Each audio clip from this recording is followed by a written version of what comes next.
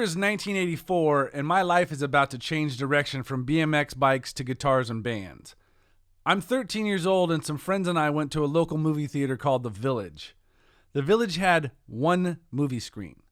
If I remember right, The Village also had movies that had been out for a while, but they were $2 double features. One of our moms would drop us off at the movie theaters, and we would be there for about 4 hours with no adult supervision, watching cool movies like the original Clash of the Titans. The double feature that we were here to see today, though, was going to be Heavy Metal, the movie we all wanted to see, and something called Purple Rain.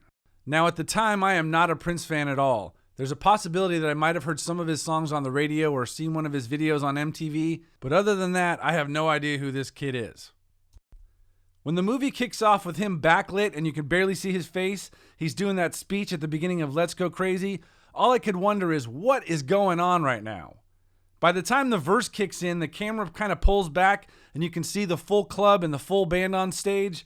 I was thinking, this is something that I want to do. But I was more into bands like Van Halen, and I'd only seen, giant bands like that in an arena where they have their speakers stacked to the sky. And actually seeing a band like, The Revolution in a club, it seemed like this was more attainable. Watching the band break the song down, this is probably one of the first times I saw a breakdown, and I was super impressed, and I've loved them ever since. And this song, actually, they break the song down 2 different times, which pop songs don't usually have breakdowns. Then that guitar solo comes up, the first one, and it sounds pretty tasty to my 13-year-old ears.